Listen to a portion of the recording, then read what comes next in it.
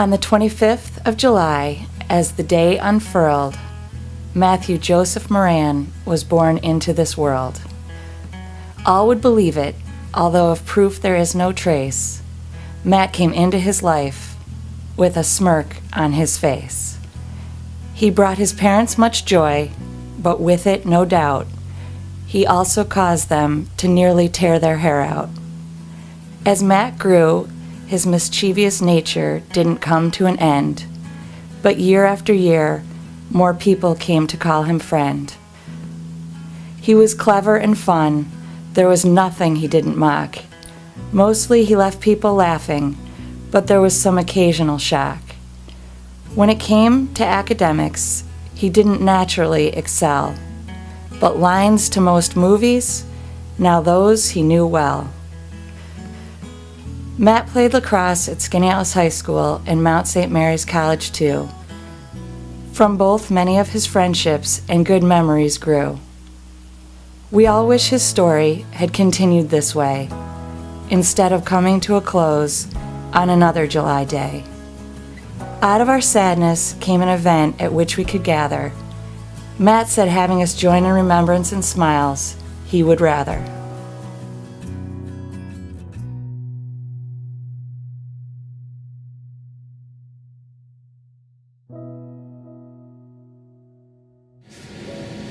The summer before Matt died, he had a party at Gale Road Beach.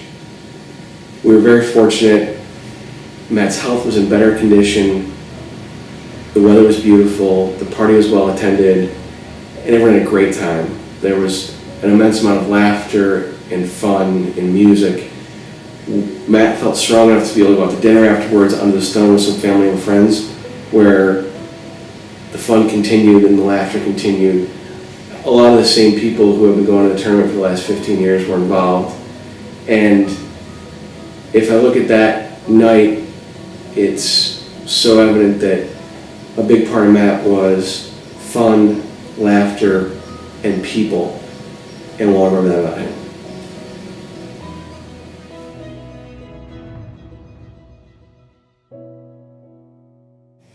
Well, the tournament started the year after Matt passed away. He passed away in, July of '98.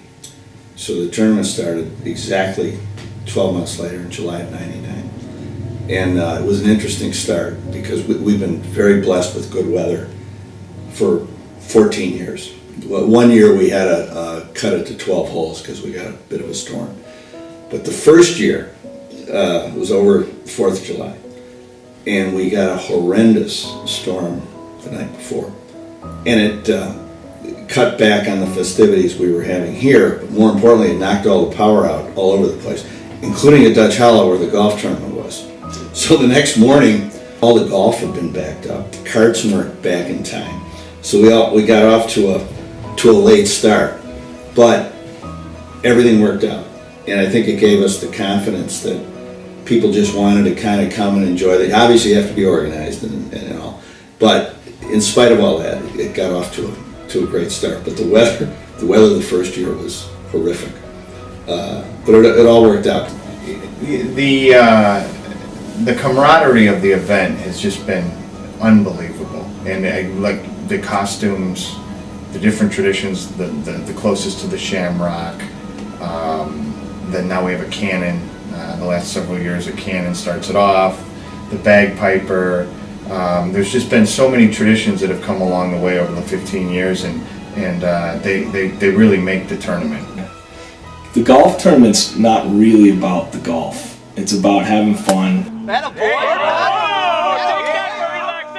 It's about seeing everybody from college, seeing all your high school friends, seeing people from town, seeing your family, spending the day with them. If it was about golf, I don't think a lot of people would be coming out for a 6.5-hour round of golf in the blazing sun. So the Shamrock was developed the year after my brother died. My brother John passed away in 2007. And it was a nice way for our family and for John's memory to be included in the golf tournament. So I'm not sure who came up with the idea, but it's a big shamrock, and it sits out in the middle of the first fairway. And whoever gets closest to the shamrock on their drive gets a nice big bottle of whiskey. which is nice and makes things fun. But the big thing is, it's really, that shamrock really is in memory of 4 people, and that would be Matt. The tournament is for Matt, and it's in his honor. My brother John, Walter Blackler, and Donnie Nealon, who all were about the same age and all passed away really tragically. So it's a way to remember all of them and their legacies and their memories, and it's become a very important part of the tournament, certainly for us. We're very thankful the Morans include it and let us do it every year. So the 5th place trophy, I was driving home from Boston, coming home for the tournament, and I was with my buddy Carl. And we were talking about it, and I'm telling him how much fun we have, and he said, well, have you ever won it? And we had never won it. And he said, well, what do you get when you win? And I said, well, I think you get your name on a plaque. And he said, okay, but, you don't win a trophy or anything like that? And that got my wheels turning. And so I started looking around and came up with this idea that we would have a trophy. And originally, the idea for the trophy was that the winners of the tournament would get the trophy. Well, I came in with this, and it was, pretty bare. It's not like I had winner of the tournament or anything engraved in it. We just had a memorial plaque on the back that said, dedicated to our friend Matt and our team names, or the names of the guys on our team. At the beginning of the tournament, I brought it in, I had it all wrapped up, and I brought it in and I showed Molly, and she said, well, what are you going to do with this? And I said, well, I don't really have an idea, and she's the one that came up with the idea that it should be for 5th place, because Matt's number throughout the years in sports was number 5. So the 5th place winner gets the trophy, and that was her idea. And then from there, the trophy has really turned into, kind of taken on a life of its own, because the first year when we won it, we didn't feel right keeping it to ourselves, and we gave it to the Moran family. Well, they took it and they brought it to different events. They started traveling with it, and they would get pictures taken with it. Hey, we're at the Syracuse football game, or the Bills game, or we're down in New York City, and started traveling with it. And then the next year, it grew. That trophy's been around the world, and it really has. It's taken on a life of its own, which is really neat to see. And it's really it's gotten beat up over the years, but I mean, that's what you'd expect. I know it's been to, I think it was Chris Isles, who was on our team, took it to China. A picture of it at the Great Wall of China. It's been all over Europe, it's been all over the United States, a lot of different sporting events, and it's pretty neat that is what it evolved into. So typically, a lot of the foursomes will dress alike. Since I'm usually playing with my brother or brothers and my son, we typically don't dress alike because we all look the same anyway, so there's no reason for us to dress alike. We do wear with pride our Matt attire, and I have a series of shirts, hats, golf bags, coolers that all say the Matt Moran Tournament on them, and my favorite is the cooler. In fact, I bid on a bunch of old stuff that I think Molly pulled out of her garage, old visors, another cooler, an umbrella, and I won that this past year. Very happy. So now I've got new everything. So this shirt is one of many. My brother-in-law Jim McNeil gets our team a shirt every year. Some have been better than others. This one is from the 11th year, so it doesn't owe me anything. I've gotten great wear out of it. But it's just one of those traditions. Our team wears a different shirt every year. Some of the other teams take it to an even bigger extreme, where they invest quite a bit in their uniform. But it's just one of those traditions, and like I talked about before, there's so many great traditions that have built on themselves every year, and almost every team has some type of uniform that they wear every year. Well, the tournament started in 1999, and we didn't wear outfits right at the beginning. I think people sometimes think they remember that we did, but the first few years the first year we played with Lee Butoff, and then it changed to Jeff Bobbitt, and then we finally started watching people win this award. I think it was Kevin Cahill win the Best Dressed Award by wearing just matching shorts that may have been checkered or something like that, and so we started thinking to ourselves, we can do a whole lot better than that to win this award that the Moran started giving out. So in 2002, we started by wearing the knickers outfit that, a traditional Irish or English type outfit that you would see worn on a golf course, wearing knickers with a golf shirt and this tie and the socks that I have on, and so we showed up in that outfit, and that sort of triggered it all and propelled it to be at a little bit higher level and by more widespread by more people, that people started actually competing and getting more creative with it. But 2002 was really, to our recollection, when we actually started, my group started the dressing up of in the different costumes. My favorite over the years has definitely been the Caddyshack that we did when we came dressed as the four, characters from Caddyshack. That was hilarious. It was a lot of fun to put together, and it was a lot of fun to pull off. And we've had some others that were really good. The Masters Tournament caddy jumpsuits that we came in one year was really good. The tournament, it's kind of morphed over the years. In the beginning, it was obviously you're there and you're just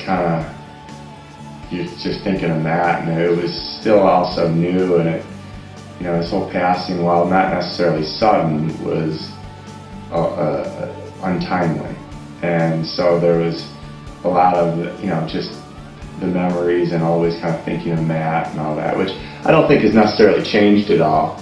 But over the years, it's become not only that, but it's also included, unfortunately, others that have passed unexpectedly and been part of the tournament and it's really, in my opinion now, it's a great way to kind of get together with the friends that you don't stay in touch with as much as you probably should or would like to, and remember Matt and John Kelly and others, and the good old days, if you will.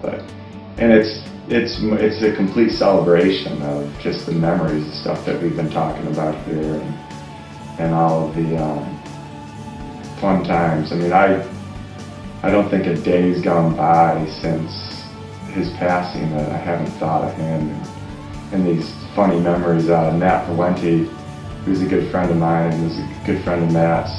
We tell stories to colleagues and stuff, and they're like, that kid, he sounds like, right, I gotta meet that kid. And we're like, he passed away years ago, but the stories are just so, they're just so vibrant still, and he's just a wonderful, wonderful kid. When I picture Matt in my head and everything that we ever did with Matt, the one thing that just sticks with me is that he always had a smile on his face because everything was just so much fun to him. And I think that the way that the tournament is conducted and the fun that everyone has out there is just a huge tribute to Matt. Why do the birds sing so gay? Why do they sing so gay? Early for the break of day.